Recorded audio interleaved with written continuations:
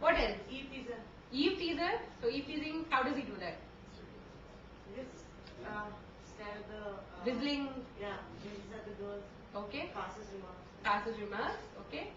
Star of a party. Star of a party. Okay. He knows all the biodata of all girls. Knows biodata of all girls. I keep referring to this movie all the time. Dil Chahta Hai. There's this fellow who tries helping people meet girls who's introduced right in the beginning. So there's this friend who was this one of the who keeps talking about girls and what girls are and all. Okay, so okay, why do you think I put this up? Why are we contrasting? Okay, like there's for our brain in a section of our brain there's a hypothetical division of a left brain and a right brain. Okay. And obviously brain has lot of functions to do, right? Right from when you wake up till what all you do in the day, brain has to support it. So you have a left brain and a right brain. It's a hypothetical separation. Your left brain, think of Professor Lanky. L for left. So Professor Lanky deals with lists, logic, boring stuff, everything in black and white, numbers, equations. That's the left side of your brain. The right side of your brain is like Romeo. It wants color, music, rhythm. It's all about daydreaming. It's all about imagination. Okay, that's the right part of your brain. Okay, I put these two pictures up just for you to always remember what is the. So left side stands for Professor Lanky. L for left. So it's all about the boring stuff, the boring, serious, monotonous stuff. Right side is all the colorful part.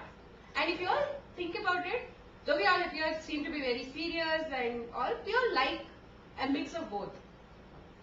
Right? You don't want to be any one extreme, but you would want an ideal mix in your life. Right? So that's the left brain and the right brain. So some people are left dominant, so your left brain deals with words, numbers, lines, lists, logic, analysis, all that a professor does. Right? Your right side talks about rhythm, color, shapes, maps, imagination, daydreaming. That's your right dominance. So each one of us has one particular part dominant, usually. Right? So if you all can think, which side are you all dominant? I think I'm balanced. You're balanced, right? Yeah. Abhin? More towards left. More towards left. Vibhu? Dominating the right side when I was young. Sorry? When I was young, it was dominated by the right part. Right part? And now, I think it's like Professor Lanky. Professor Lanky, okay. Yeah. Who else? Niranjani? Right dominant. Dinesh? Left dominant. Right. Right dominant. What about you? Left. Shekhar?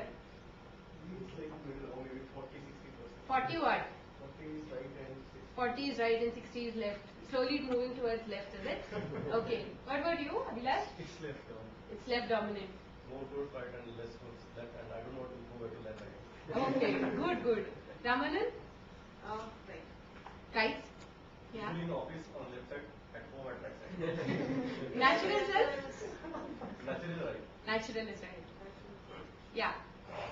So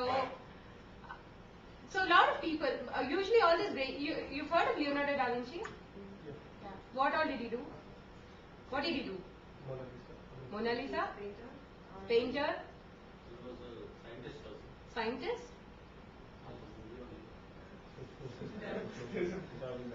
Yeah. So he's a painter, sculptor, scientist, an engineer. Yeah. Scientist, engineer. Okay, that's what he was. So you see that all great people like Beethoven and Steve Jobs, you could probably sit somewhere and then we figure out where your card is. Yeah. So Steve Jobs, all of them they use their balance. They use both their left and their right brains.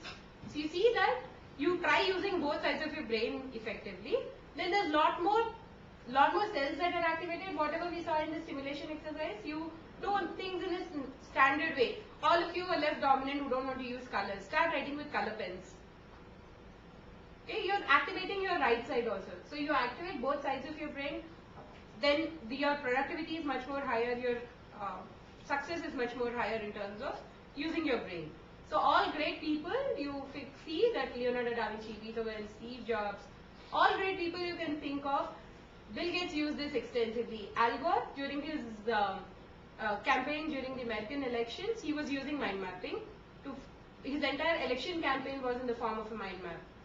So all great people, you see, use mind maps to make it more effective. And we see the science behind it. You're using your left brain because mind map has words on it, which is all your, which is your left brain function. It lets you put in order to the branches. Then it also helps you do some bit of analysis and grouping, right? So which are your left brain functions. Then right brain functions, which your mind map does for you, it uses a lot of color. It uses images. So on your branches you have a lot of images. So it uses images, shapes. Then, so it's an ideal balance of your left brain and your right brain, and that is why it is effective. So why mind mapping is effective? Does it answer the question that some of you had asked in the beginning of the session? Does? Great. So we'll take a break for about 10 minutes, 15 minutes, come back and then get started with the laws of mind mapping. So you're all convinced why you're here for today's session? You think there's a reason why you need to learn the technique of mind mapping? Great. Thank you. So 10 more minutes and then we'll get back. Few words and pictures here. Paper. The first branch is about the paper. So how do you think we should have the paper?